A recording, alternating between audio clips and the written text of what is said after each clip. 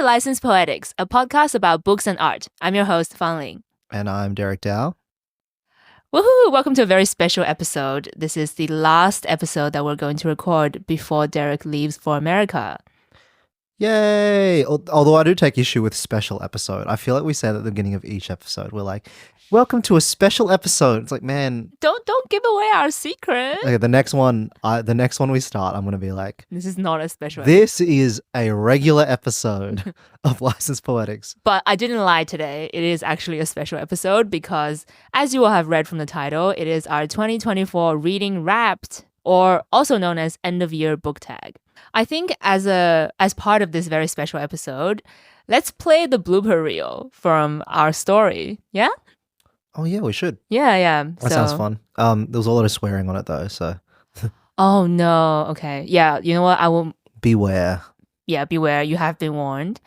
If you want the unbleeped version, because I will have to bleep it for Spotify, please go to buymeacoffee.com for the unbleeped What a version. shill! Give us money to hear us swear more. I actually think it would be funnier with the bleeps. Do let us know what you think about this blooper reel. Yeah, do comment because sometimes, like when she doesn't think I'm looking, Fungling cries a little bit because there's not enough comments in the comment section. So we just Oh, you've seen my vulnerable moments and now you're exploiting it. Damn, I feel so betrayed. All right, here's the blooper reel. 3, 2, 1, go.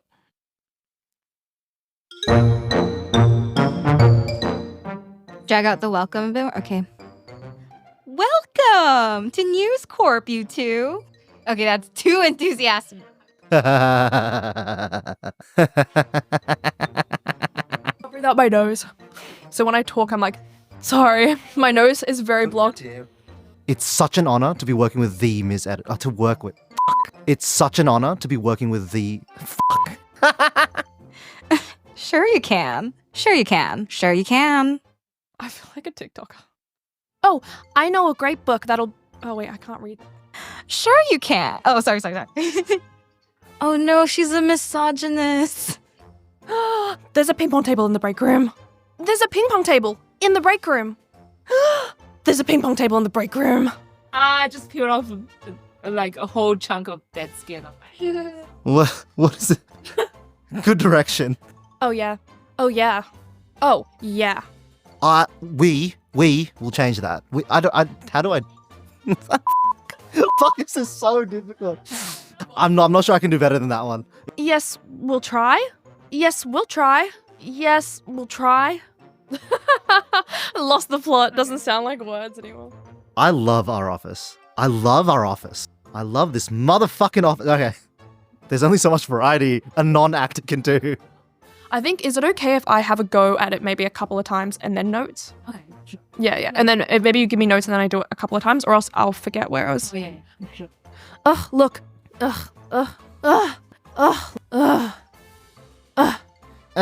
Non-fiction's not a best-selling genre. Non-fiction's not a best-selling genre. Not intellectual enough for you. People from happy writers don't. People from happy writers. Fuck. People from happy families. Okay.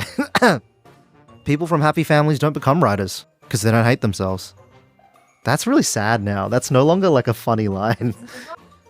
There's a pile of one more time. There's a pile of mass market paperbacks on the floor. Mass market paperbacks. Pile of mass market paperbacks. Remove that pile of very combustible mass market paperbacks. There's a pile of mass market paperbacks on the floor. The very combustible mass market paperbacks. They should be faster, right? Remove that pile of very combustible mass market paperbacks. The very combustible mass market paperbacks. Next to a propane cylinder. Oh my god, why is propane... Next to a propane cylinder. Wait, I've seen him on TikTok. Didn't Jordan... You're sleeping with him. My nose is so blocked. That probably sounds really... Yeah. Big gas. It was an Annie from Community Gas. What's the Annie sound? Yeah, I like that. Hey, actually. Yeah, I like that. How dare you? How dare you? How dare you? How dare you? I can't.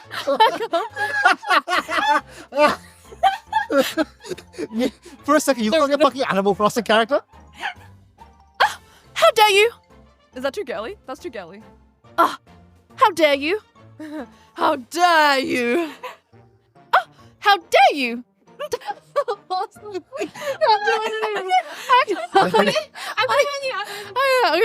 we need to come back to this. Use your finger. TJ Larsen. TJ Larsen. All right. You know what I thought about? I thought about when Derek said he's friends with all his ex-girlfriends. No one in her country can support her, so it's us to up in the. It's up to us. And you're totally wrong. It's good It's good publicity. You're both high-powered women. You're both high-powered women. He's a respected academic, and the public could benefit from his expertise. Expertise. Oh no, not the 2,000 tweets of Jason Bouillard. You're oversimplifying. What the fuck? I don't know how to do it, but I can do this. I can do like this. Fucking. Fine. It's insurance. I scratched his car last week. That's like comical. All right, okay. Ha. So you don't have to act, you're just yelling. And I'm also good at yelling. If I hear the words, believe in the line one more time. Like, it's hard to believe. I'm not gonna lie. I believe in all of the lines that I wrote. Irashaimase. Arigatou gozaimasu. Don't bother coming up. You're fired. Have a great day now.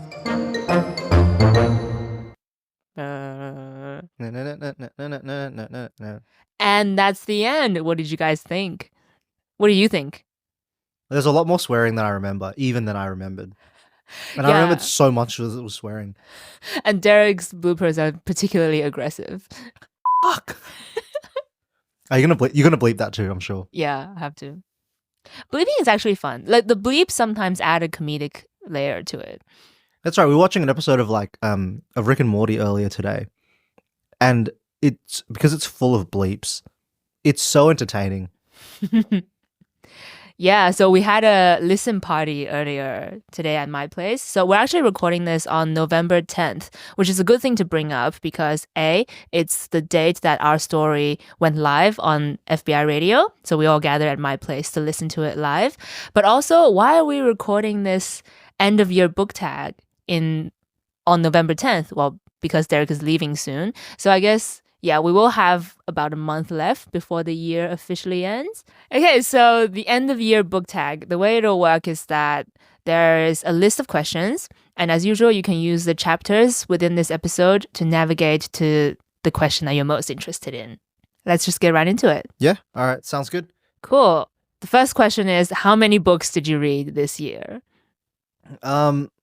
I actually don't know the real number, Yeah, neither do I. but it's got to be but it's double digits, which is better than most years. Yay! What about all the Murakami books that you read? Yeah, but that's like saying you read. Yeah, that's like counting Colleen Hoover as books. Did you just compare Murakami to Colleen Hoover? Like, you I mean, just that- offended most people in the world.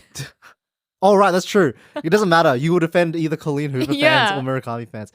It's popular. That's, So what's the number this year? I think roughly? it's my guess. So I've definitely started over 20. I'm sure of that. But I've probably finished between 10 and 15. Nice. So I would guess like 12, 13, something like that. Yeah, so including DNFs, it would have been 20 or over 20. Okay, for me, I think I have read, including DNFs, 35 plus. Which is really good. Really, really That good. sounds like a lot. Honestly, that's like... I've really read a lot of favorite books this year. Like favorites Ever, you'd reckon? ever, yeah. Yeah, that's cool. This year, so it's really good. How did you... Why do you reckon that is? Just luck. Marlene asked me this once. She's like, do you think you've gotten better at curating books, picking books for yourself? And I don't think so. I think I was equally good at picking books last year, but last year was not a super good reading year. I think like being around people who also care about like reading and like art, that kind of helps. Then you start to like think about then you start to be more engaged in your reading. I think yeah, you're right. Having people around who also care definitely helps. And one of my favorite books this year is a recommendation from you. So Well, yeah, I think maybe it'll be the same one. yeah. Yeah. Okay. You want to go on to the Next question? Okay. Next question is, which book was the biggest surprise favorite of this year? And you have to explain why it's a surprise. So you didn't expect to like it this much, but you ended up liking it. Definitely my year of rest and relaxation. Oh my God, really? I had no idea that I would actually like it before. And like I knew it existed, but I didn't really know anything about it. Yeah, so My Year of Rest and Relaxation, a very popular book by Ottessa Moshfegh, and we've done a book club episode on it as well. So check out that episode if you're interested. It's a novel about a young woman's efforts to duck the ills of the world by embarking on an extended hibernation with the help of one of the worst psychiatrists. It's for people who want to kill themselves, but they don't want to get into it right. They might want to come back. Jeez, I'm gonna have to put content warning for this. Oh, shit.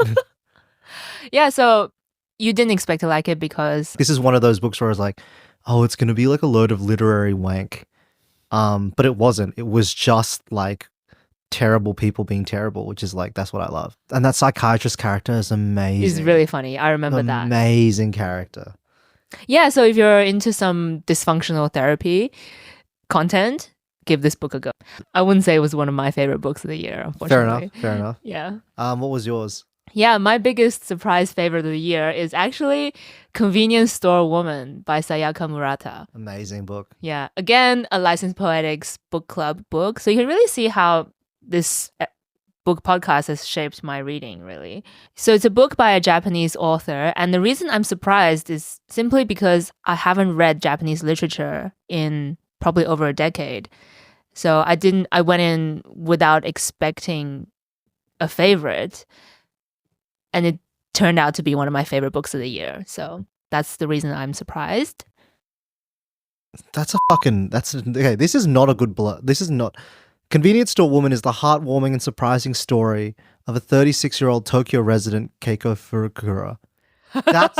what the fuck? That's a terrible blurb.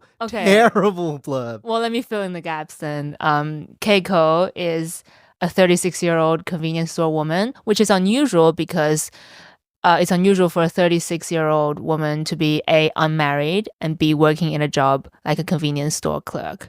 Because usually it's a job for teenagers or students. So yeah, it's about this woman who lives just slightly outside of convention and how she navigates that life and how convention eventually closes in on her and forces her to conform. I mean, yes, that's not really a surprise. I love Keiko. She's one of my favorite characters I've read this. I've seen people talk about how like great it is, like as autistic, like being autistic, to see yourself reflected in a story. So like I think that's a really big part of it as well. Yeah, we talked about it in the book club episode. I didn't read it through the autistic lens, but I know a lot of people have. Oh, the other, I think, honorable mention for a biggest surprise favorite is Passing by Nella Larsen. And the reason it's a surprise, it's really funny, is because I went in completely blind, not knowing what passing referred to at all. But turns out it meant when Black women are so fair-skinned that they can pass for white. So yeah, like white passing. Yeah, white passing. I just thought it's like passing as in like white, the clouds passing in the sky or whatever. So I was surprised by the actual element of the story. And it's such a well-written book that I loved it so much. It's a great story. Passing is a novel by American author Nella Larsen, set primarily in the Harlem neighborhood of New York City in the 1920s. The story centers on the reunion of two childhood friends, Claire Kedry and Irene Redfield, and their increasing fascination with each other's lives. Yeah, and both women are white passing. And one of them really leans into it and tries to live in the white community. The other is very proud of her African-American community. Yeah, it's a great story. And yeah, I was just pleasantly surprised by the title, I guess. All right, next question. All right. Next question is juicy. What book was the biggest disappointment? For a while, I got really into maybe the idea of like war fiction and like letters and that sort of thing, like that epistolary format. Oh, yeah. And I thought so I started reading All Quiet on the Western Front. Oh my God. And I thought I'd really love it. Uh-huh. But honestly, I got bored. Like it got really samey after a while. That's crazy. I have a copy of it and I wanted to read it. It's one of those stories where I'm like, oh well, actually, it doesn't kind of matter to me what happens in this. So, like, I got the vibe of it. To be fair, I didn't finish this. Oh, okay. I got like maybe a third of the way in, and I was just like, yeah, well, this is all I needed to get from this, just the vibe of it generally. And then I put it down. I did watch the movie though, which is very good. 2000. The problem is that the movie is too good, and once the movie is too good and you've seen it, you're not going back. It's like a I've heard the movie is really good. Yeah, so All Quiet on the Western Front, it's a pretty famous book. It's a semi-autobiographical novel by Erich Remarque, a German veteran of World War I. So it's a World War I book. The book describes the German soldiers' extreme physical and mental trauma during the war, as well as the detachment from civilian life felt by many upon returning home from the war. It's been billed by some as the greatest war novel of all time. So it's I don't know how to pronounce that. It's not Letters? really. It's not really that, Okay. but it kind of like made me think. What's that about word? Epistolary. Yeah, it's an English lesson today. I know that word. I know what it means. I just don't know how to say it. But the other one for me was generally Bret Easton Ellis. Oh no. I just got bored faster than I expected. I enjoyed the first maybe like 10, 15 pages. The problem is that I never picked it up again. Maybe I was expecting a lot from it. Yeah. I just lost interest kind of fast. I did hype it up a lot, I think. But yeah, Bret Easton Ellis, known for being the author of American Psycho and Less Than Zero. Two of my favorite books, by the way. Yeah. But yeah, American Psycho, you probably don't need introduction. Yeah. It's about a wealthy investment banker hides his psychopathic murderer ego from his friends in New York City. Yeah, so was it the stream of consciousness style? No, because I enjoyed like Mrs. Dalloway and that sort of thing. Oh, okay, right. But I just find his like way of writing to be, it almost feels like I'm like, why am I reading this? I like a bit of melancholy. I like a bit of yeah, that's a very interesting sentimentality. perspective. I Whereas think I just, really like the coldness, the cruel, detached, making fun of the world kind of. But it's just like it's so lame. Like it's just he as a character is so lame and so I don't know. It's like it's how boring like being macho is. But I'm not macho and I relate to that. Maybe it's just the need to feel better than everyone else. To think I'm better than everyone else. Yeah. And also the color purple. You didn't like the color purple? I barely got into it. I got bored so fast. Oh my god. Okay, now I'm actually offended. I got like I get bored too easily. Okay, The Color Purple by Alice Walker. By the way, if you've listened to the last year's Reading Wrapped 2023, The Color Purple was my favorite book of that year. I will admit that it's not the most like car chase grippy plot, right? But it's very depressing in the beginning. I'll give a blurb. So The Color Purple is set in the South in, I think, the early 20th century for a character called Celie. Life wasn't easy for Celie, but she knew how to survive, needing little to go by. Then her husband's lover, a flamboyant blues singer, barreled into her world and gave Celie the courage to ask for more, to laugh, to play, and finally to love. You wouldn't have gotten to that part, right? I barely got started. I also don't really like the writing style that much. Wow, yeah. Okay, so my biggest disappointment, it's such a disappointment, it still hurts to talk about, is The Perks of Being a Wallflower by Stephen Chbosky. Yeah. Is it because it's too sickeningly like saccharine? Like it's too like... I found the prose very dry and tasteless and boring. Like I didn't care about any of the characters. Charlie, a 15-year-old introvert, enters high school and is nervous about his new life. When he befriends his seniors, he learns to cope with his friend's suicide and his tumultuous past.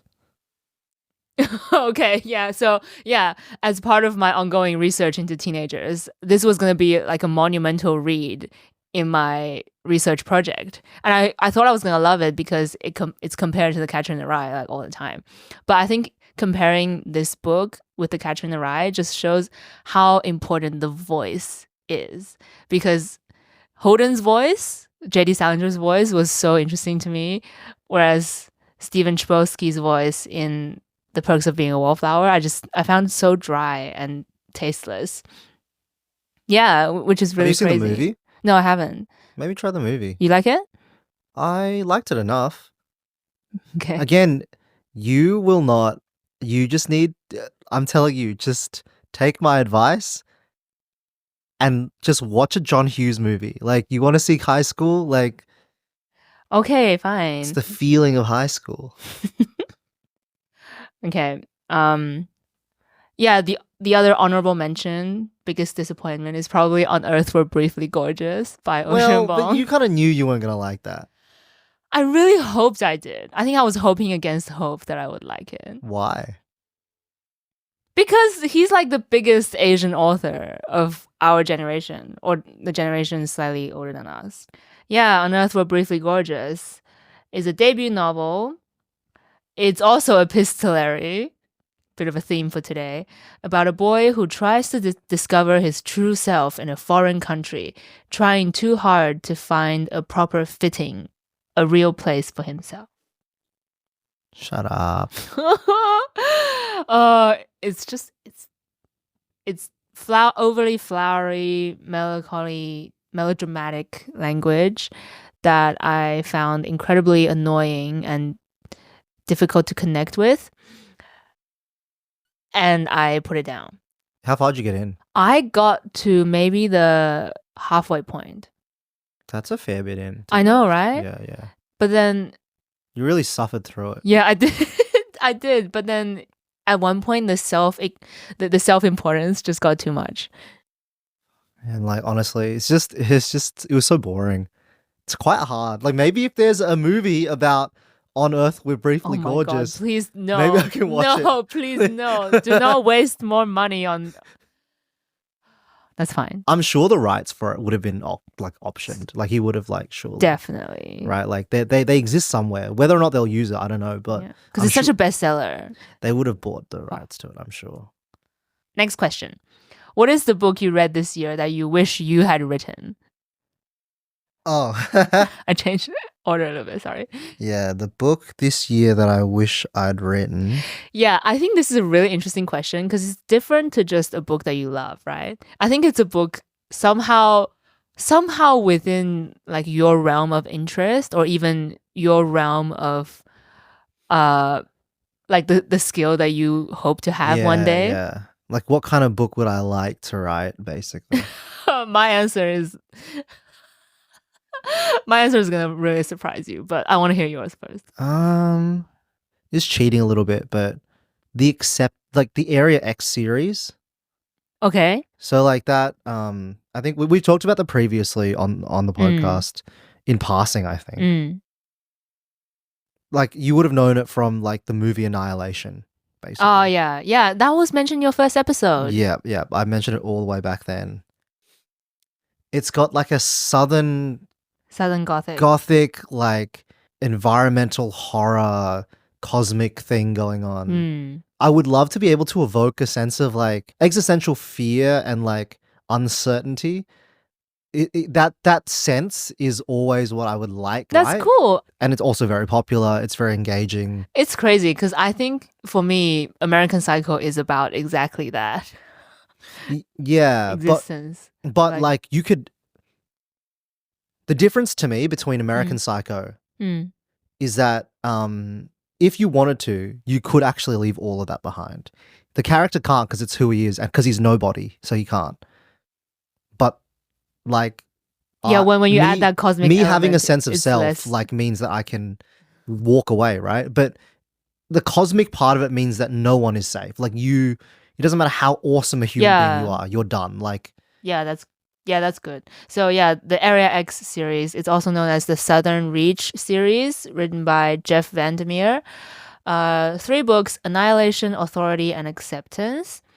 And yeah, in the series, Southern Reach is a secret agency that manages expeditions into a place known as Area X, an uninhabited and abandoned coastal area of an unnamed country, which nature is gradually reclaiming. I see. I'm sure you'll be able to write it one day. I can only hope. Okay, so what's the book that I wish I had written? I'm honestly surprised at my answer, but it's The Lieutenant of Inishmore by That Martin doesn't count as McDonagh. a book. It's a play. That's fair. Yeah, The Lieutenant of Inishmore by Martin McDonagh, who's known primarily as a playwright and screenwriter. He wrote In Bruges, The Inn at Inish. What was it? The Banshee. Banshees of Inisherin, Seven Psychopaths, Six Shooter, Three Billboards Outside Ebbing, Missouri. Yeah. So specifically, The Lieutenant of Inishmore, I read the screenplay. I have not seen it produced anywhere. I would love to one day on stage. But this story is a black comedy in which the mad leader of an Irish National Liberation Army splinter group discovers that his cat has been killed. Yeah. Why did I want to read it? Okay. Why do I wish that I have written it? Like, I think that there's something about, first of all, the length of the screenplay that's like makes it tantalizingly within the realm of possibility. And I'm like, it's not that long. Maybe I could have written it. And also, it's a black comedy about politics, and then he's found a really clever angle to talk about politics because he's using the cat, right? So you have this Irish liberation fanatic who is supposed to, ready to give his life for an Ireland free. And yet he seems to care about his cat even more than that. So it's really, in a very twisted way, it asks the question of like, when we say we believe in a cause or when we want to fight for a cause, do we really, is that what we're really fighting for? Or are we just motivated by petty personal grievances like a dead cat? Or, about getting a job or getting a screenplay published, or, you know what I mean? Yeah. These are all things that it could be. Yeah. And then it's really funny. And although I hate how macho man it is, like the whole thing is just men pointing guns at each other, pew pew, pow pow. It's actually incredible. You realize how effective it is, right? For holding attention. Yeah. Like, and I hate it. And then I don't like the design of the only female character. Also being a gun-toting, like... Yeah, she's like desperate to win the handsome main character's approval. And she does that by learning how to shoot a gun really well, but also keeping the feminine parts of herself. Like she wears the pretty dress at a key moment. Like, it's the way that I have issue with the way that this character is designed, I guess. But I still love the screenplay, and I really wish I could have written something like that. Yeah. Well, now that he's taken the cat idea, I can't do it anymore. Damn it. To answer this question, something that you wish you had written, it has to be just flawed enough, right? Like when I read something and I think it's too perfect, I still get jealous, but I don't so expressly wish that I had written it. Yeah. Also, I think I should give an honorable mention to a TV series by the BBC called Being Human. Yeah. It gave me a nervous breakdown a few weeks ago because it fell right into that category of being great writing, but also far from perfect. I could see all the flaws and the wonkiness, and it made me go, damn, it's so good, but just bad enough that I wish I could have written it. But yeah, Being Human, I'll explain what it is. It's a dramedy series. I hate that word. Dramedy series. I think dramedy is kind of the best form. It's a good form. I just hate the word. Just say drama comedy. Dramatic comedy? Drama comedy series about 3 20-something housemates trying to live normal lives despite struggling with unusual afflictions. One is a werewolf, one is a vampire, and the other is a ghost. So it's 3 supernatural beings share a flat in Bristol. So good. So good. And I love the writing because like, especially the vampire, he's like trying to say goodbye to his old identity as a vampire and try to start being human. There's something about that I really related to. And also the plot is sometimes really wonky. There are huge holes in it. And yet I just want to keep It's so watching. charming, yeah. Yeah, exactly. The clumsiness makes it charming and makes me go, damn, had I been given a spot on the writing team, I would have done so well. Yeah. Anyway, should we move on to the next question? Mhm. Okay, so the book that most inspired you. You wrote this question. What do you mean by that? Inspired how? Like inspired, like to change kind of like the way that you like live your life a little bit. Is there anything that made you go, oh, you know what? Like I actually did learn, because you know, a lot of the times we read books and we're like, I learned this lesson, but you never fucking learned the lesson, right? Is there any book that's actually affected you in any way? Taking that into consideration, I reevaluated my answer, and I think it still holds. It's actually the screenplay of a film. Okay. The film is Sense and Sensibility. Oh yeah, you did talk about this. Yeah, directed by Taiwanese director Ang Lee, and featuring Emma Thompson, of course. Emma Thompson and Kate Winslet. And, fun fact, Emma Thompson herself wrote the screenplay. So I read the book. So the book contained the screenplay and also the diaries during filming. If you didn't know, Sense and Sensibility is obviously a classic Jane Austen novel. It tells the story of the Dashwood sisters, Eleanor, Marianne, and Margaret, as they come of age. The sisters follow their widowed mother, and they are forced to leave the family estate when the father dies. And then the two elder sisters experience love, romance, and heartbreak. So Emma Thompson plays the older sister, and Kate Winslet, she was 19 at the time, plays the middle sister, Marianne. Yeah, it so inspired me, and I think I read it while we were making our audio production as well. Yeah. It really inspired me to, do something creative and what it means to do something creative in a team environment. Because Emma Thompson's diaries during filming really gave insight into that team collaboration part of filmmaking. There was one thing where she's like, Ang Lee, they filmed in London. Ang Lee was really unused to the film culture in London because he's used to working in Taiwan where the director has absolute authority on set. Where in England, Unions, and then the actors would actually give their own advice and pitch in ideas during filming, which he was completely not used to. And he had like a brief conflict with Emma Thompson and some of the other crew for this reason, but then they talked it out and they solved it, right? Which I thought was like a brilliant little episode. When did Ang Lee make that? Hold on.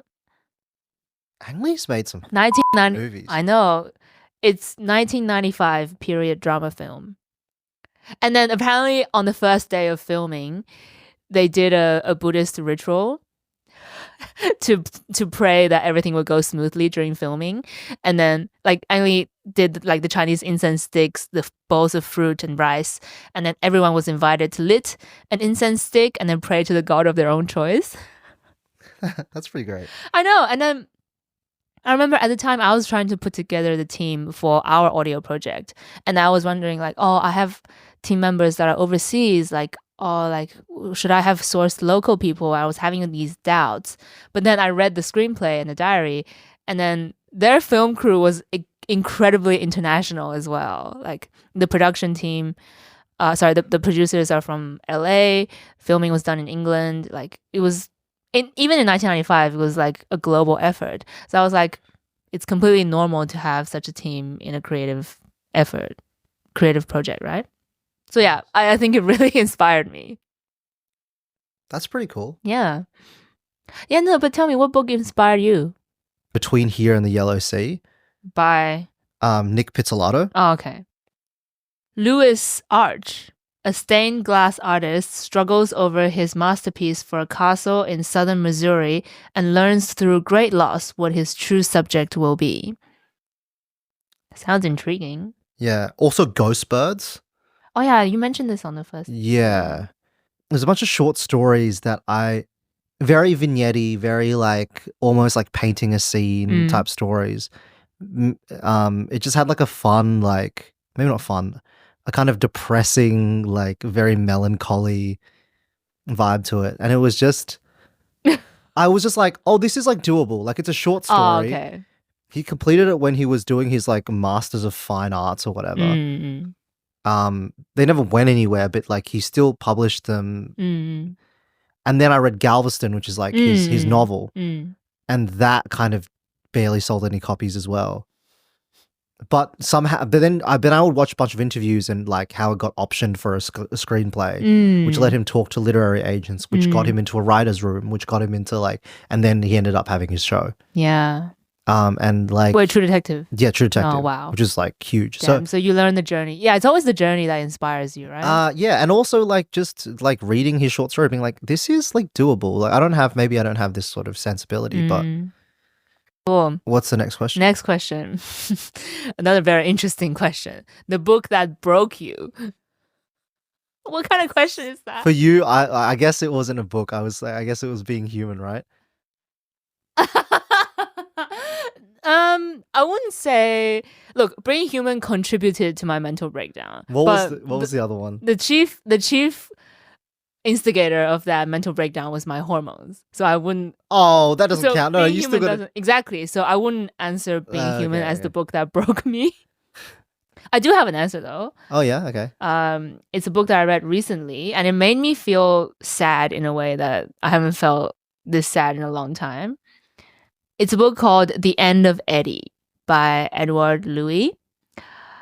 It's an autobiographical novel about growing up gay in a working class town in Picardy, which is in northern France, apparently. Every morning in the bathroom, I will repeat the same phrase to myself over and over again. Today, I'm really gonna be a tough guy. Yeah, so an interesting thing about this book is it's so similar in premise to On Earth We're Briefly Gorgeous. But it's just good. Except it's good. Except it's actually good, and it deserves the bestseller status, and it deserves. I mean, it's very well received in literary circles, but I don't think it was a bestseller in the way that On Earth We're Briefly Gorgeous is. But yeah, it's just through his recounting of his childhood experiences, homophobia and like horrific sexual violence that he experienced as a child, he managed to not just trauma dump or try to win sympathy from people or like even expect sympathy from the reader or expect the reader to be, God forbid, his therapist. No thanks. He managed to recreate this claustrophobic feeling of pain.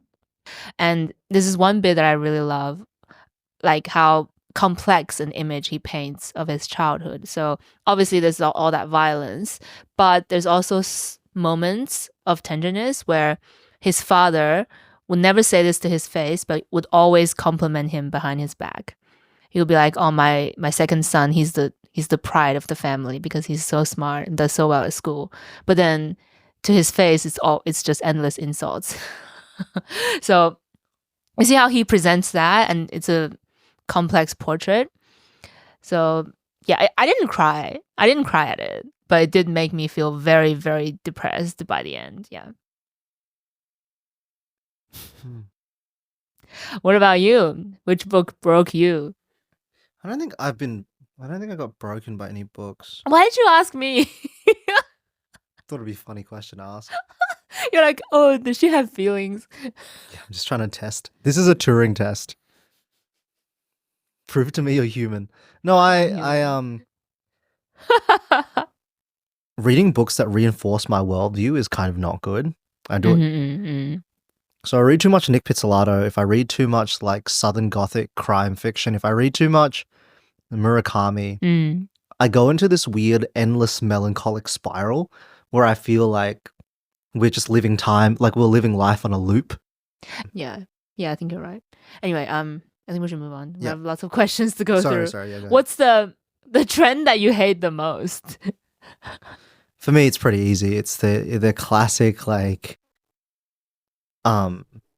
Asian American trauma, intergenerational trauma. I was gonna say like I don't want to just spend the entire episode shitting on Ocean Vuong, but I feel like this is what we're gonna do because that's the trend that I hate the most too. But we can move on from it quickly because everyone knows what our views are on it. Yeah. The only thing is I would add that the other book, like, because there has to be multiple works to make it a trend, right? If you want to know what we're talking about, go read The Eyes Are the Best Part by Monica Kim. You know? Even low-key, like Yellowface, if it wasn't also absurdist, would kind of fall into that category. Yeah, but Yellowface is better written than either of these. I think. Yeah. Yeah. So, And anger is a better emotion than pity me. Like where so yeah. and yellow and It's less R.F. infuriating. Kwang has that sort of like she's really angry about everything. Oh my god. Ji-won's life is in. So this is the blurb for The Eyes of the Best Part. Ji-won's life is in disarray. Her father's affair has ripped her family to shreds, leaving her to piece their crappy lives back together. And her mother's obnoxious new white boyfriend enters the scene, bragging about the flawed knowledge of Korean culture and ogling Asian waitresses in restaurants. That's a book that I did not like at all. I think it's terribly written and it should never have been published. Wow. Oh my god. Yeah, that's what I feel. Anyway, let's move on since we already know that that's the trend that we hate the most. The next question is, what's the story that comforted you the most? I have an interesting. Oh, okay. I think you know the answer to this one, but yeah, which one comforted you the most? Like when you go to their world, it's like a warm hug, and you get that familiarity, and you know where you are. Anything, book, movie, show. I mean, the show it's always the same True Detective. every year. You could no. Community. It's got to be Community. Okay. Like it's a show that cares about people. The show cares about you. It's like you spent so many years loving it. It's now loving you back. Yeah, it's better. Like I've spent so much money streaming it. Like no, yeah. It's just that's the movie. Probably like The Nice Guys. Okay, can you read the blurb? Look, The Nice Guys is basically it's like a neo-noir film set in the 70s, and it's about a guy who beats people up for money and a private detective, and together they try and take down like a conspiracy involving Detroit, like Big Auto. So in the 70s when Big Auto, right. Yeah. So like starring Ryan Gosling and Russell Crowe. Yeah, it's one of my favorite movies. It is it's a bit macho and stuff, but the black comedy aspect of it is really funny. Like it sounds like I need to watch it. Every time, like it like opens with like, and it's got voiceover. It's got all the detective stuff that's really fun. It's campy. It's campy. Yeah, but, that's fun. But it's just fun, yeah, and so I feel good about that as well. Yeah, well, for me, my comfort movie used to be I, Robot featuring Will Smith, but ever since I canceled Disney Plus, I don't have it anymore. My comfort movie this year is The Hobbit. The Hobbit trilogy. It's so confusing that you like the Hobbit trilogy. I know, right? Because I would have thought that like your comfort series would be like Lord of the Rings. Like, I would expect so too. I don't know why. But is it because it's shitter that you kind of enjoy it more? Yes, I think so. I honestly don't know why. I love the Lord of the Rings movies as well, but for some reason they're not as comfortable for me as The Hobbit. Maybe it goes back to that flawed thing. Yeah, and there's a whole bunch of like behind the scenes videos on YouTube that I just love watching, to the point where I feel like the crew, like the art director and Peter Jackson are my friends now. And yeah, Philippa Boyens, the screenwriter. I'm like, girl, I know what you did. Yeah, and then it's a literal world that I can return to. You know, it's Middle Earth that I can just keep going back to. Have you watched Rings of Power? No, I'm not going to. But you know The Hobbit's on that level, right? It's better than the Rings of Power. Yeah, maybe. I guess so. Everyone's like, oh, after Rings of Power, we owe The Hobbit a collective apology. That's probably true. And also, like, to be honest, I don't see The Hobbit as a work of art anymore because I see the behind the scenes so much. So I feel like I'm on the crew. I do love behind the scenes stuff. It's always best. All right, next one. You have issue with this question, I know, but I think it'll be helpful for certain listeners. So if there's a listener out there who's looking to get into reading, which book out of the books that you've read this year would you recommend for them? I think you should start answering the question first. And which book would you avoid? I think you should start answering. Look, I know it is difficult to judge, and like my judgment has been proven wrong before, because I would have thought Less Than Zero by Bret Easton Ellis was not a beginner-friendly book. because of the stream of consciousness style and the scattered plot and the whole emphasis on environment rather than on story. But I recommended it to a beginner reader and they loved it. So yeah, it might be a difficult thing to judge, but I will say I think Convenience Store Woman is a fantastic read if you're looking to get into reading. I've already mentioned it before. It's a surprise favorite, and I think the story is very endearing and invites you in very kindly. Actually, that's a really great point. I think it's one of the kindest kind of stories and the most. It's so. I think you should stop eating candy. It's kind, but it's not like. It's not babysitting. tolerant. It's like kind. Yeah. Yeah. I know what you mean. It like the story cares about you. It's very. And that's such a nice and it cares feeling. about weird. I think the idea is that it's like for weird women. Like the idea is that it's supposed to be like you don't need to be because I think that there's a cultural context part to it as well. Yeah, but I'm just talking about it in terms of narrative and prose. I just think it's a good. Even if you're a macho man out there listening to this podcast, great job, you. Just read Convenience Store Woman, and then the calming writing style will invite you in. But and I guess hold your hand as you go. Yeah, and I feel like hold your hand as a friend, or romantically, whatever you. Well, actually, no, only as a friend because it's one of the key plot points of Convenience Store Woman. Great. Hey, that's a great reference without giving anything away, I think. Yeah. I think it's the attitude. I think it's the attitude of the writer as well. Like it's fully intentional. Like exactly. It's supposed to be like, oh yeah, like you're allowed to be whoever you want to be. Yeah. That's really nice. Yeah. What about you? Which book would you recommend for someone looking to get into reading?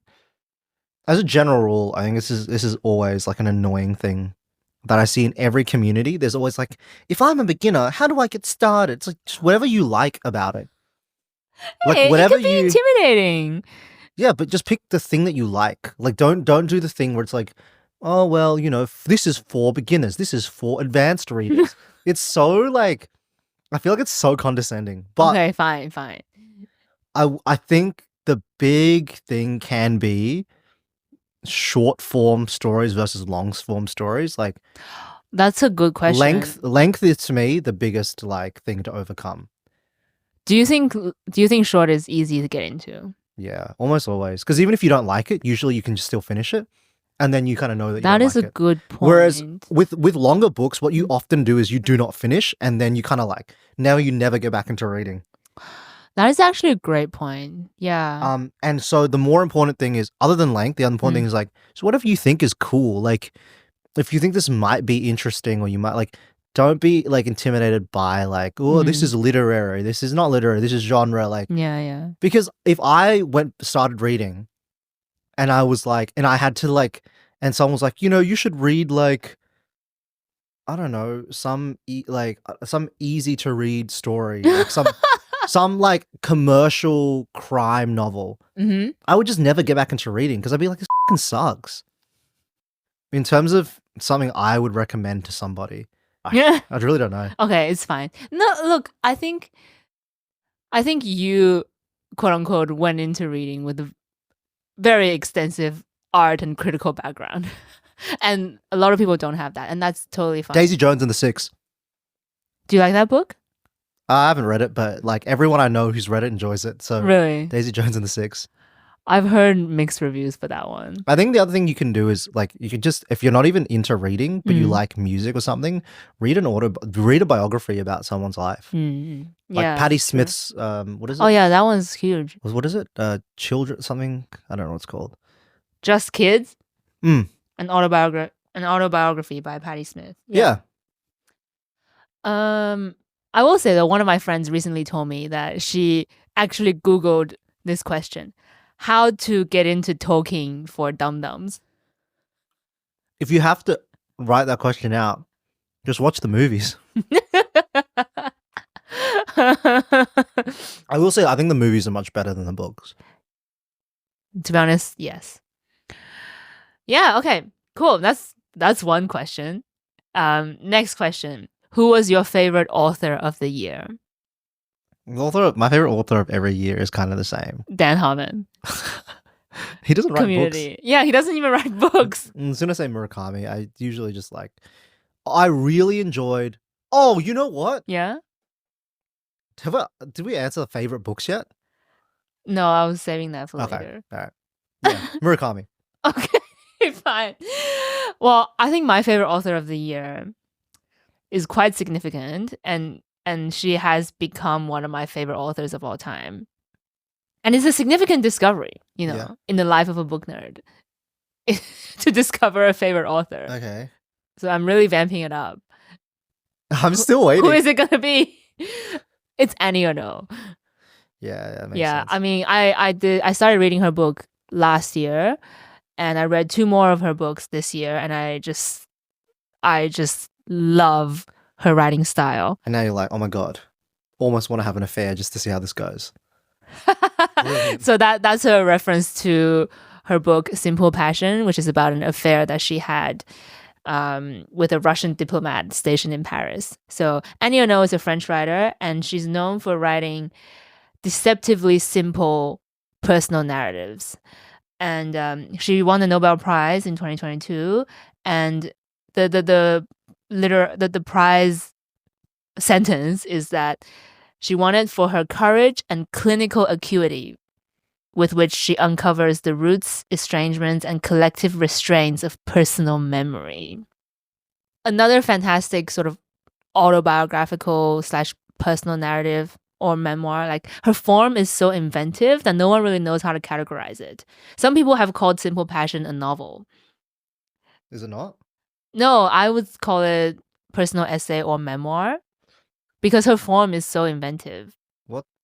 And Okay, so I don't really understand what's inventive about it. I mean, I think it's great. you haven't started. I have. Have you finished it? No, There you go then. but I don't need to finish it. You need to finish it, and then you'll see. And then you will see the difference between that and Ocean Vuong. I already know the difference between from the first page. I saw the difference between that and Ocean Vuong, but I just mean like it's novel. Like, is it a novel? I thought it was, to be honest. When It's I was very reading it, it felt close. like a novel. It's not very deliberately inventive in any way. Yeah, it's just the style of writing that she has. She's just like She says very beautifully that instead of inventing reality, she's searching for it. with all due respect, I think a lot of writers do that. Don't think that's a new thing. Well, I think she's brilliant. Oh, she is, like, but like the writing is good. Yeah. I haven't finished it, Mm. to be fair. But like, I guess I'm trying to work out like what is it that It's because when you're writing personal narrative, it's so easy to get sidetracked and produce shit like Ocean Vuong. Because I think having written personal essay myself and having written shitty authors like Ocean Vuong, I know how difficult it is to not get lost in the sentimentalities or like use lyrical BS to add color or sense or meaning to your life when that doesn't really help you search for the truth. So she like very bravely like confronts her experience. I think it's that courage that attracts me. And in terms of the really sparse style, I honestly think that might have something to do with her very working class origin. So she's not brought up in that fancy academy French or Yeah. anyway. So yeah, deceptively simple.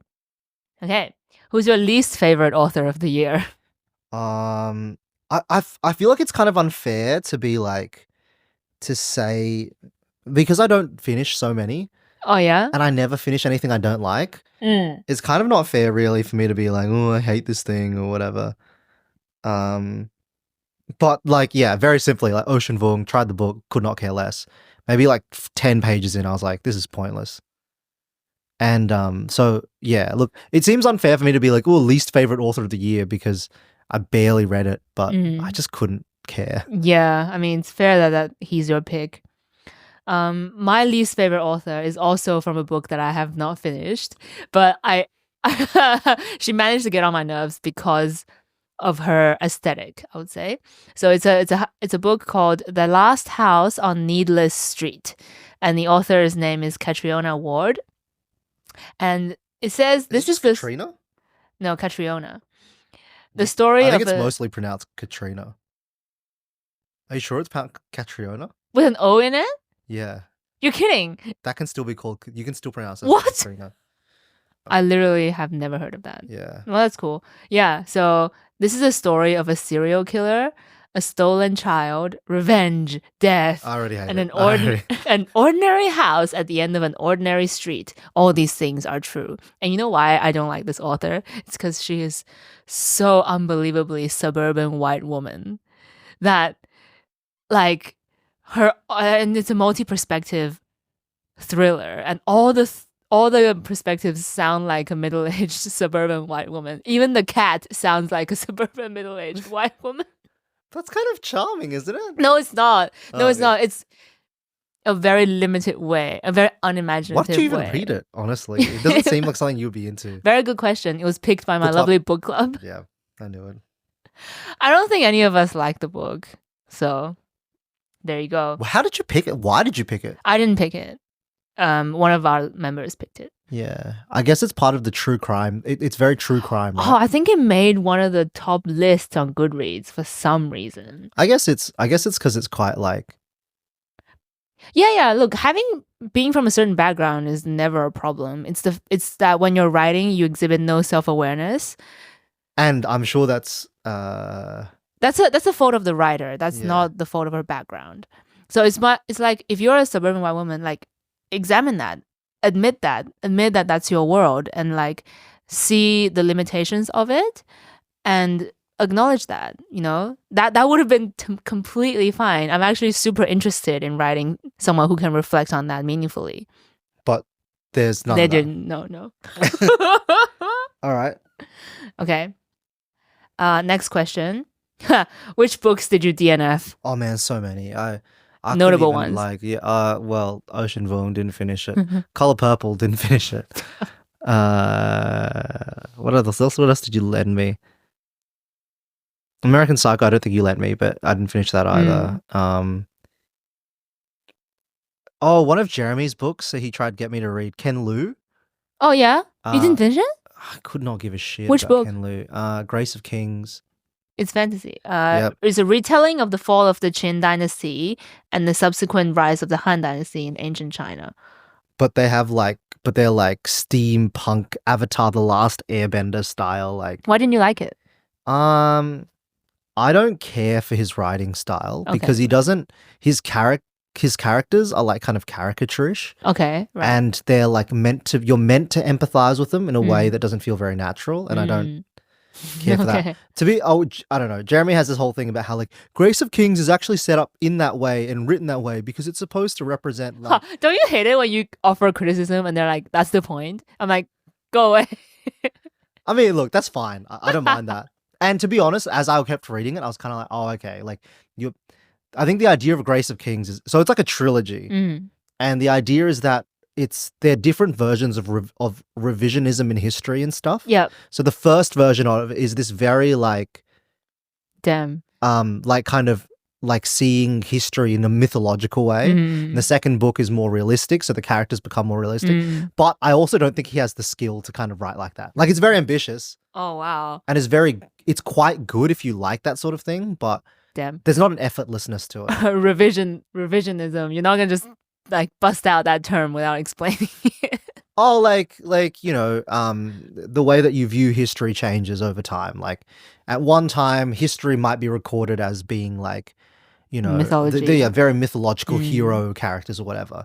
Then the historical like revisionism occurs, Mm. and then people are like, actually, no, because of the times we're in now, we view those guys as villains. Mm. Or you take another approach, and so on and so forth. That's such a Chinese writer's topic, to be honest. Yeah, and it's I'm sure it has to do with like Yeah, of course. yeah. He's also written The Paper Menagerie and The Wall of Storms. Yeah. I think I have to give his book a shot one day. I'm try. kind of You can borrow obligated from to. Jeremy. Like Jeremy really loves it. He will talk to. Really? Well, yeah, when he comes on, Oh. you can talk to him about. You guys should do a book club episode. Yeah. Oh my god, we totally should. Yeah. Yes. That's a good idea. Thanks for the idea. Great idea. Okay, which books did I DNF? I've already mentioned a few. Oh, there's one very major DNF that kind of breaks my heart, and it's Prophet Song by Paul Lynch. No, you were talking. You were like this. You've talked about this before, right? Yeah, I have. I have mentioned it on LP. But it's such a disappointment as well because I thought I was going to love it. It's a 2023 dystopian novel by Irish author Paul Lynch.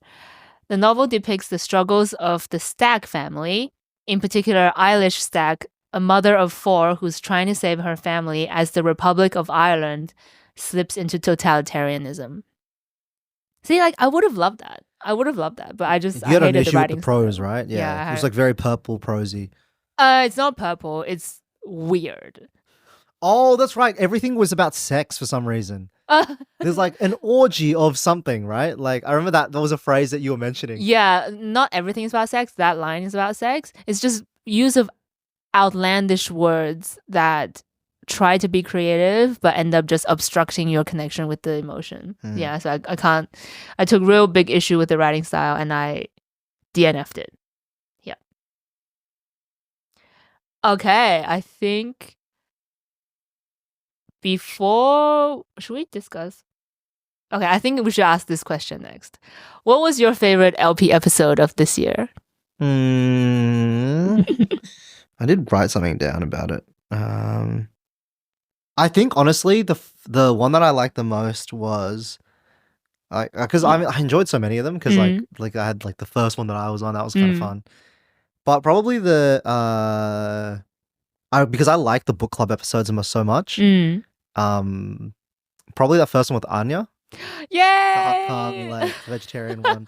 Also plugging it because she won the Nobel. So Yeah, exactly. there you go. That is my favorite episode too. I love this so much. Some honorable mentions.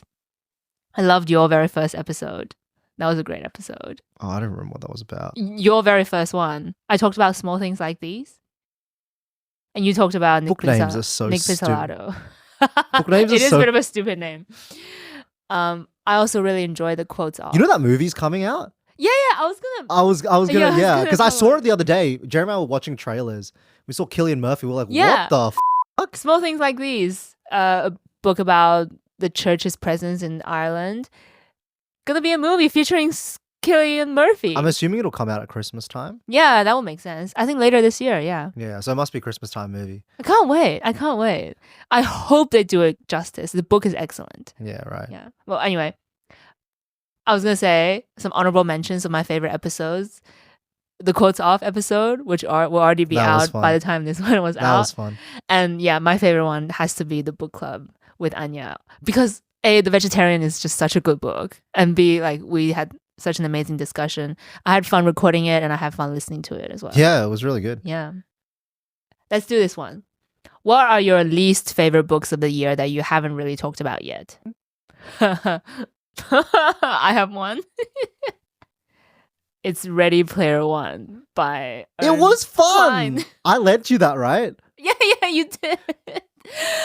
It's fucking shit. It's so trashy. I thought it was gonna be fun. You know how like trashy books are fun sometimes, Yeah. but the puzzle that the main character was trying to solve It's so easy to solve. So easy. Like I figured it out within one page. Yeah, it's the whole thing is just a joke. But it is like it's for kids. Like It is for kids. Yeah. So yeah, Ready Player One. If you're unfamiliar with the book or the very popular Steven Spielberg movie. When the creator of a virtual reality world called Oasis dies, he leaves a challenge behind. Hidden inside the virtual world is an Easter egg, which grants a worthy person total control over the virtual reality world. So yeah, that's the the puzzle. And there's like sections of that puzzle, and you have to get the first one, and there's the second one. And the first one was so freaking easy that I just like detached from the book immediately. I was like, oh, I can't take it seriously anymore. And then I put it down. Ready Player One, not good. And like, but you know why why I think you should finish it? Because Ready Player Two is right there, and that is like trashy in the most horrific. Because the thing with Ready Player One is that it's trashy, but it's still kind of fun and entertaining. And so you can't just love it for being terrible. Wait, are you saying I should finish it just so I can be more disappointed by the second one? You won't be because it is so terrible. So Ready Player 2 is just fucking shocking. So Ready Player 2, because I think Marlene bought it for my birthday or something. And it is just, What a birthday present. it is fucking, What a birthday present. fucking horrific. Like, it happens after, have you ever seen National Treasure? Yes. Do you know National Treasure 2? Have you seen National Yes, Treasure 2? I believe I have. So you know that when after National Treasure, when like he gets the fairy tale ending, he gets the girl, he gets the thing, Yeah, he gets yeah. whatever, and then he loses all of that in between National Treasure 1 and 2. So he's like dating Diane Kruger or whatever at the end of season of National Treasure 1. Yeah.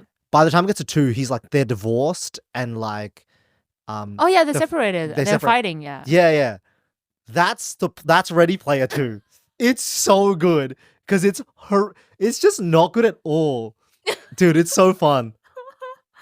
Wow. And it's them growing up and being adults or whatever, but they're still like they're so not adults.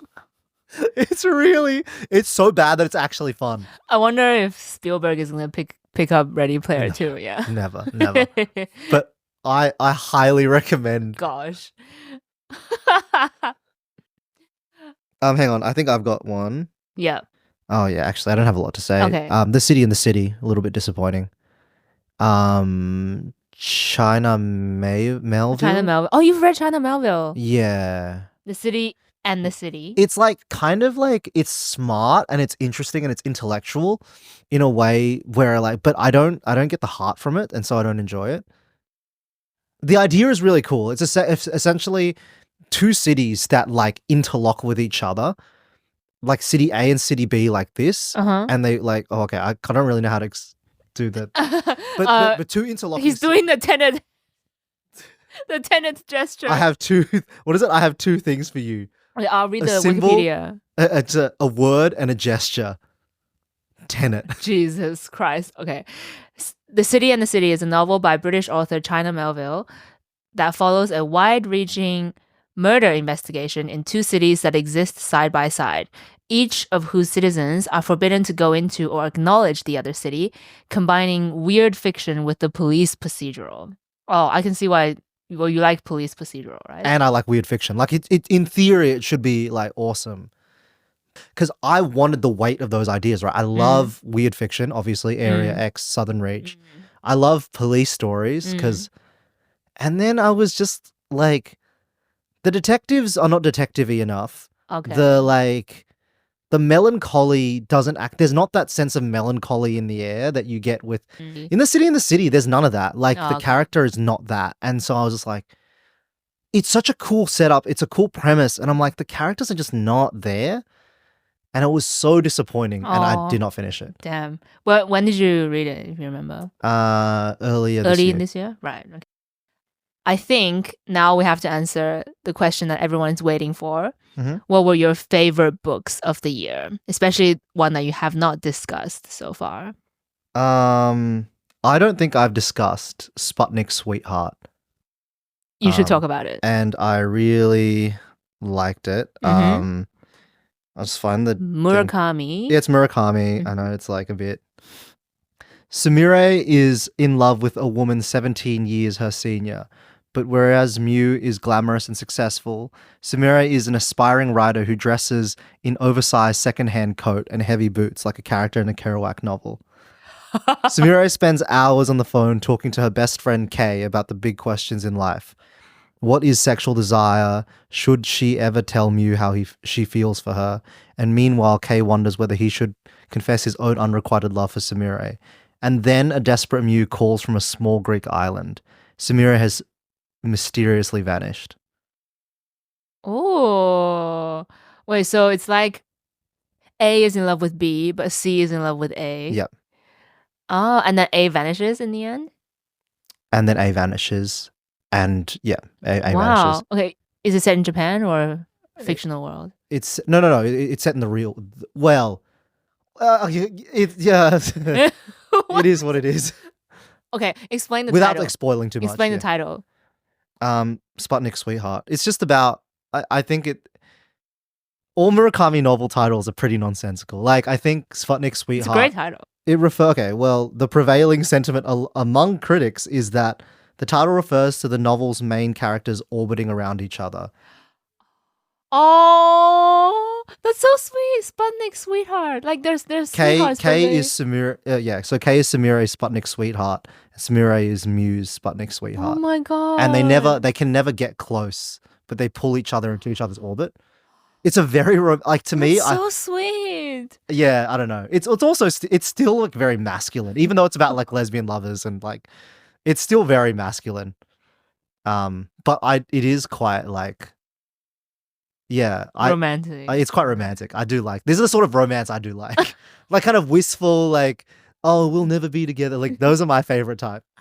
Oh, it's so I'm a sweet. sucker for that. It sounds so sweet. I was gonna get like a tattoo, like as well. I was like, oh my god. I haven't had time, so I don't know that I'll get it. It's published in 1999, so it's not a new book. No. Hmm. So not a new book, but one of at the moment, like maybe because I read it most recently, but I think it's definitely one of my favorites for sure. Wow. And that's and the character's like such a writer. Like she goes into cafe, she smokes cigarettes, Yeah. she dresses like a character in a Jack Kerouac novel. Like it's like damn, like you've sold it to me. Now I want to read it. just try it. Yeah, I'll mark it as one to read right now. Yeah, I guess should I share my favorite book? Yeah. Yeah, I think we have to give Breakfast at Tiffany's a shout out. So good. So good. It's so good. That's also one of my favorite books of the year. Yeah, definitely. So to recap, yeah, Breakfast at Tiffany's is a novella by American writer Truman Capote, published in 1958. In it, a contemporary writer recalls his early days in New York City, where he makes acquaintance of his remarkable neighbor, Holly Golightly, who is one of Capote's best-known literary creations. And yeah, it's about the main character, who is a writer, gets to know Holly Golightly and gets close to her and is really intrigued by her. And she is just a dreamer, right? She's really beautiful, sexy, mysterious, and she's like an aspiring actress. It's not. What's her place in the she's world? She's a socialite. Oh yeah, she's a socialite. Yes, a popular socialite.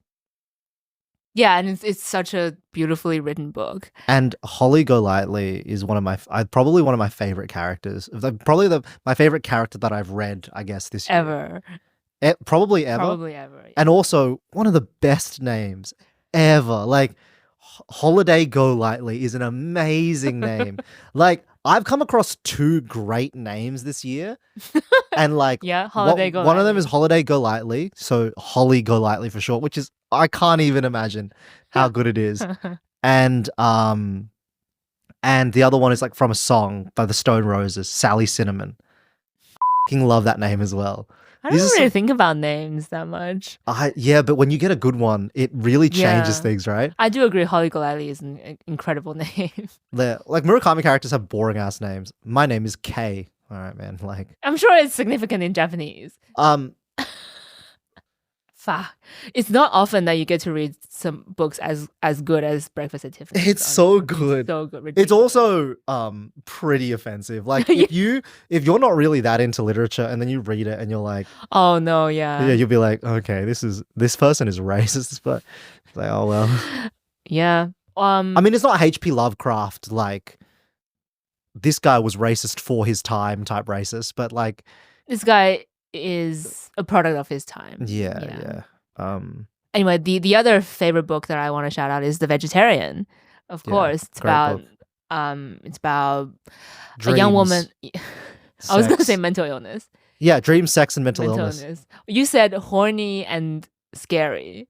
Yeah, it's about a young woman in South Korea who suddenly becomes vegetarian, and the world kind of spins around her and spins out of control.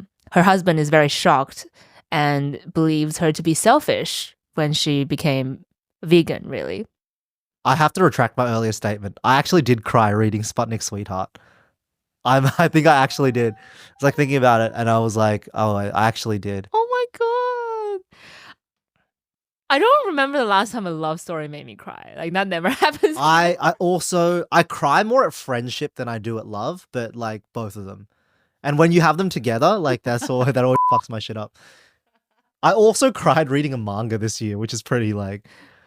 Well, it must be a wow. good manga. It's like a famous anime now. It's Frieren. If anyone I don't think anyone listening to this is into anime, but if you haven't seen it, it's so worth it.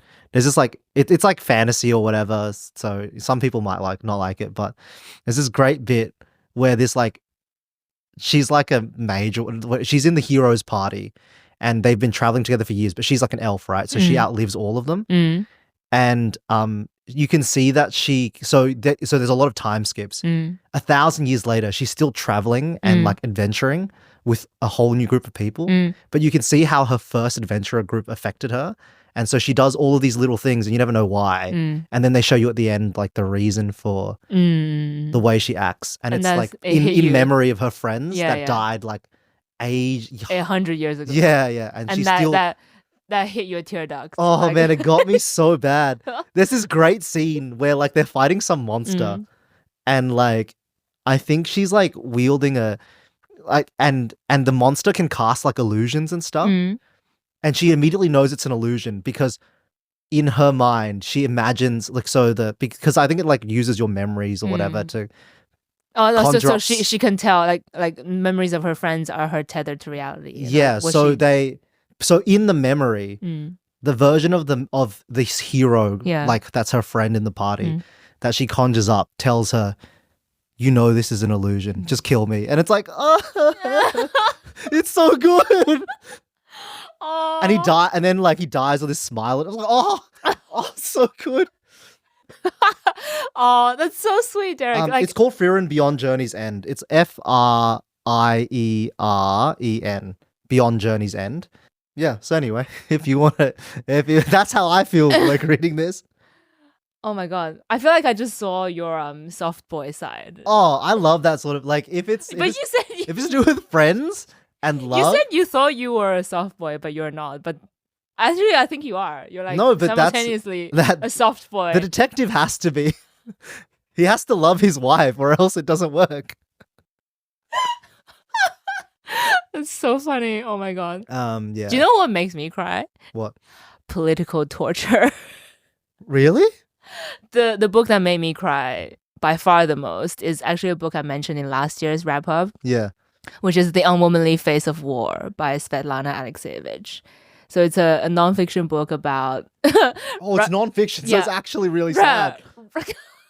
Fiction is sad too. But this happened to a real person. Yeah, a real person. And their names are written, like each passage is like their own personal telling of the story. And it's about Russian women's involvement in World War II, right? Oh. So it's so sad. And things they have to give up for things they give up, things that they go through, the way that they were treated afterwards. Oh my god. And then, oh my god, every time I pick up that book, within 2 pages, I'm crying. Like, no book has ever made me cry like that. Oh my god. Ever. And yeah, I would love to instead cry at a fiction next time. Not a non-fiction. Look, I'm not sure that Sputnik Sweetheart will hit you the same way it hit me, but we'll see. Okay, I guess one last question to close off the discussion.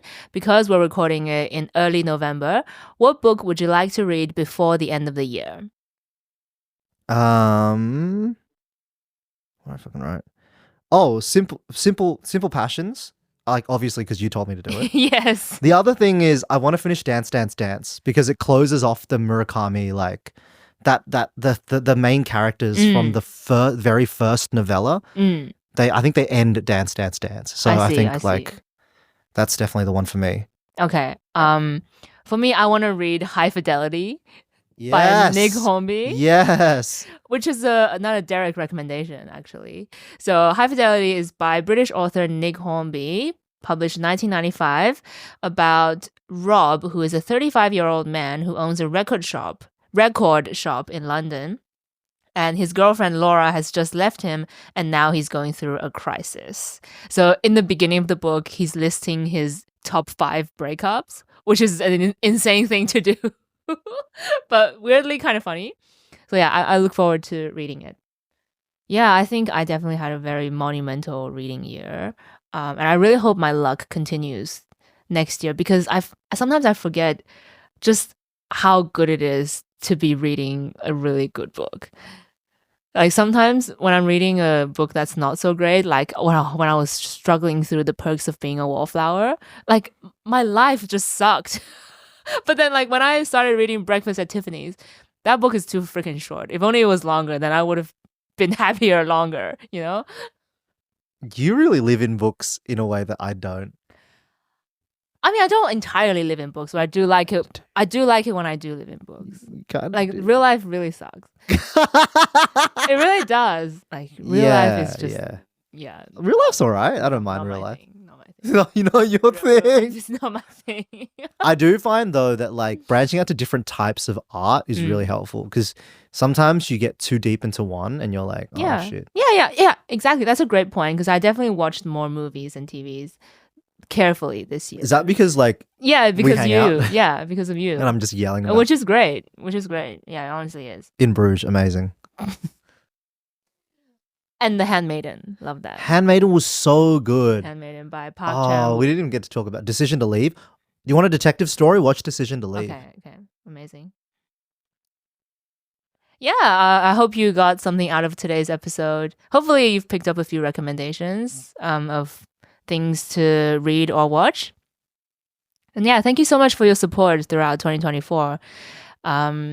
This is the last episode. Next time you'll hear from us, it will be a remote recording. Yes, with I me in will. Australia and Derek in the US. Yeah, I'll be far away. I wonder how that will sound. I honestly cannot wait to find out. I mean, surely it should be like I've like the microphone. We've used my microphone before. Yeah. It doesn't seem to be worse in quality. Not that I can tell anyway. I don't mean the technical side of it. I mean like how we will have changed. How much can you change in like such a short time? A lot. Do you think I'm gonna like move to DC, spend like Christmas in New York, and then like fall in love with like a rom-com like meet cute Who knows? under the Rockefeller tree? Like sometimes that's all it takes, right? Like say you sit next to a very special person on the plane. That's not like, and that's not even the sort of love story I'd want. Like the sort of love story I want is like a Sputnik sweetheart. Sputnik love. sweetheart. I want to like just. I want them to remember me for like 1,000 years later after I'm dead. But like just not together in this life. Oh, but then when you say it like that, then I sound like a guy who likes In the Mood for Love, and I don't like that. Okay, a final note before we close up. If you'd like to support Licensed Poetics, please head to buymeacoffee.com/licensedpoetics. And that's it for today's episode. Thank you so much for listening. I'm your host, Fan Ling. And I'm Derek Dow, and we are going to sign off now and go home. Yay! See you in the next episode. Bye. Bye.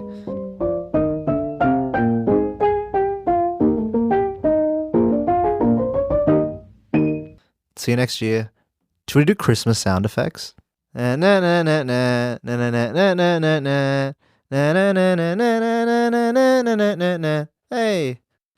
the Mood for Love is so lame.